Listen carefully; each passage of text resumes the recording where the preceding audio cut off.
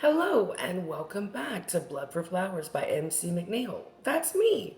So come with me now on a journey through time and space and let me take you back to ancient Greece. This is Chapter 10, Blood for Flowers. Now, as Thera crept up to the city, she was astounded to see the buildings and dwellings of Sparta looked incredibly similar to the structures of the city of Themyscira. All one-story buildings supported by large round columns. There were small elevated canals of water running through the city. Having lived in Themyscira all her life, Thera was taken aback by the similarities in these two cities. Thera had been gazing off down one of the streets, seeing no one, as it was late, the crescent moon overhead casting pale blue light deep into the shadows.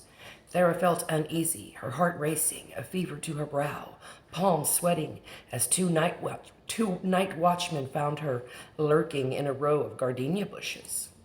When asked to explain her presence, Thera feigned illness and asked at once to be taken to the king's physician. "I am Commander Thera, daughter of the royal house of Themyscira, and I demand you escort me to the king's palace at once, for I am ill."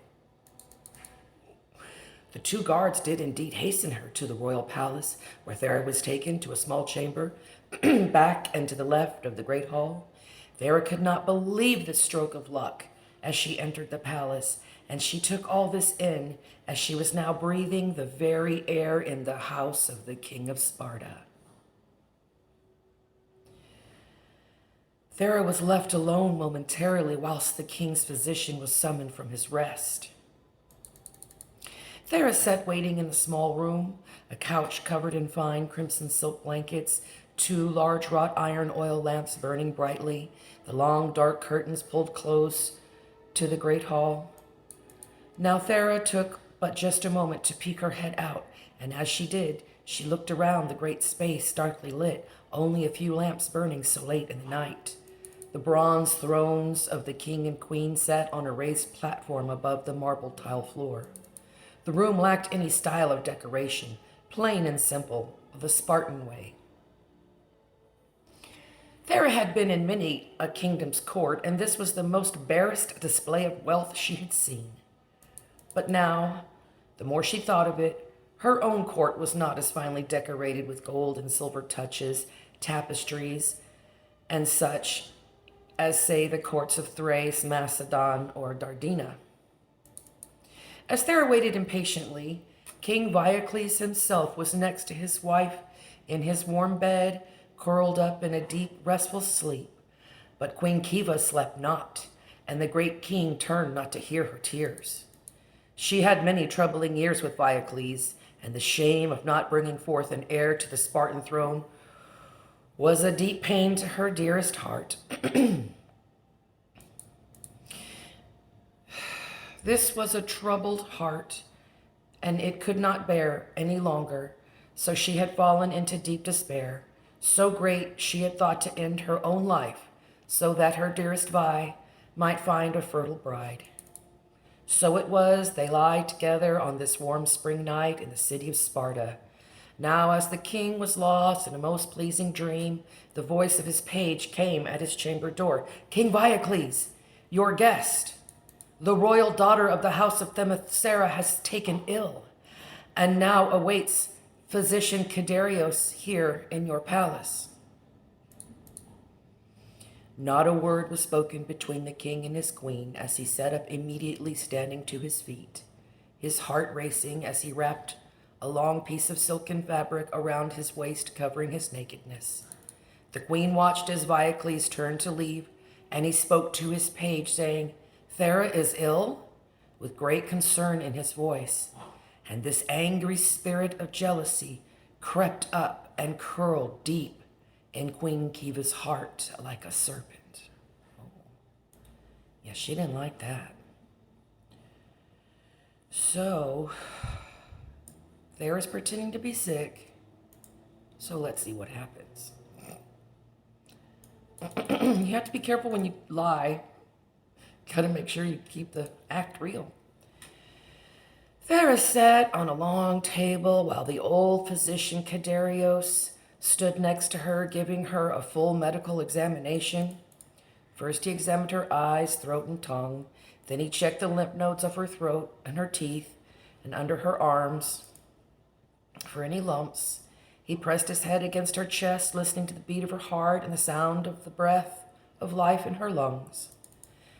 The gray-haired man bade Thera to lie back on the table and bend her knees as he gave her a pelvic examination because she was complaining of cramps and intestinal pain. She had complained of a sharp pain on her right side. After removing 2 fingers from out of her, the old physician diagnosed her with an inflamed right ovary due to ovulation. Kadarios thought it odd for her to come all the way to the palace for a common ailment. To this, Thera only replied her own physician was far too drunk and engaged in her tent with one of the Spartan men to be of any assistance to her on this night. So she thanked the old man as she sat up and adjusted her long, thin gown to cover herself. The physician Kadarios cleaned his hands in a fresh bowl of water. Then he took Thera's wrist in his hands, feeling her pulse rate. This is when King Viacles entered into the chamber, where he had a look of deep concern for his guest. "Physician Kadarios, what is her ailment? How fares she?" Here the good physician noticed a remarkable change in Thera. Physiologically speaking, as her heart rate nearly doubled in the presence of the king. Indeed, the pupils of her eyes began to dilate as a flush came to her face and chest, and a fullness to her lips which reddened as she smiled, a light coming to her eyes as she sat up straight. The old physician said, "Sire, I pray you step outside for but a moment until I have called for you." The king did as the physician requested. As he left the room, he took note. Thera's pulse rate and bright complexion faded back to normal, a paler version of her brightened self. Waiting a moment longer, he bade the king enter again, and the same bright flashes of excitement and a full flush returning to her cheeks, old Kadarios knew at once what to tell the king. "Thera, dearest Thera," Viacles asked, "how are you feeling now?" He reached out, taking her hand in his as he looked down into her bright green eyes. "My body aches, but my spirit has been lifted by your presence, O great King Viacles." Thera smiled warmly as he bent down, kissing her sweetly on both cheeks, which felt warm to his lips. "Have you a fever?" he remarked. "No, my king," the physician said. "She has but a common ailment as her body readies itself for breeding. This is normal in very fertile women," Kadarios explained. She need only drink a strong mint tea with honey and hemp flowers, and she will be made to feel well by morning." Here the king smiled, relieved the royal lady was safe and well in his care. "If I may speak with you, king, in private," the physician Kadarios requested. "Excuse me, sweetest, dearest Thera. Wait for me here, and then I myself will personally escort you back to your camp." King Viacles gave her a long smile King Viacles gave her a smile as soft as a kiss, and she was delighted for his company. Standing down the long hall,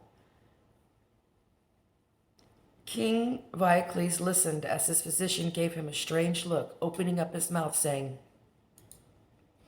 "This woman, Thera." "Yes, Commander Thera, daughter of the royal house of Themyscira," the king added. "I fear there is a bit of bad news about your dear Thera," he said, a worried look in his eyes. "Has she a sickness?" King Viacles said in a whisper as tense as wire. "Aye, she is. I am afraid she is stricken and sick with love." "Love?" he asked, as if this word were some... "Love?" he asked, as if this word were of some strange foreign language. I fear this love she has in her heart is for you, the old man said plainly, for he had helped to deliver the king into this world and had watched him grow from a baby into a man. As close as his own father was he to the king. A look came across the king's face, a look of uncertainty and disbelief. Now this could prove to be a good fortune to you, O king. You must put away any thoughts you have as a loyal husband and put first the needs of Sparta. Sparta requires of you an heir. And you have yet been able to do so, lo, these many years. Now, with Kiva's condition, you will never be able to bring forth a child from her womb, for that is a barren place, where your seed can find no purchase.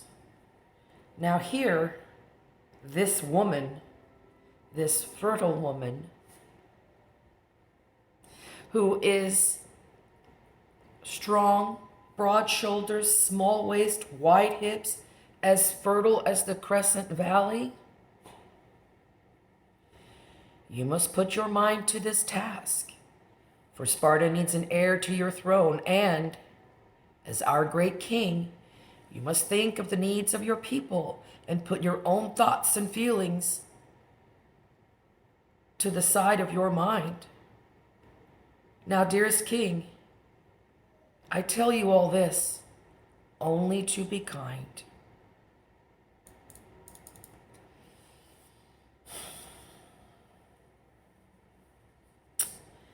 Viacles said nothing as he took in a deep, calming breath, as he looked in the old man's dark eyes, and he knew he was right.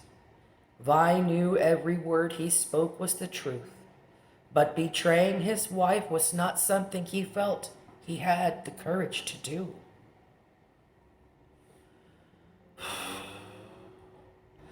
I shall take all your words in advisement. As for now, I cannot say whether I can comment on this development, but now I must escort the good lady back to her bed and make sure that she is safe, so that I can return to my bedchamber and lie next to my wife, barren though she may be. I will keep in mind everything you have said to me, dearest physician Kadarios. And he bade him good night. And that's the end of chapter 10. So, back then, it was really important to have children, but male children. So, it was also very important to honor your marriage vows. So I will explain, in ancient Greece, they did have women for three things. There was your marriage to your wife. She was there to provide you with legitimate children, legitimate male children to inherit property. And then you had your concubines, which were there merely for your pleasure. And then you had the hetare, which were there for everybody's pleasure, but they got paid. But kings of Sparta really didn't keep concubines. Marriage was very, very sacred to them. The Spartan men were very religious, very superstitious, and very faithful to their wives. So, but things happen. Mistakes will be made. But again, this has been Chapter 10, Blood for Flowers. I am MC McNeel, your humble writer and narrator, and I hope you enjoy these stories because I really enjoy reading them to you. So, until we meet again next time.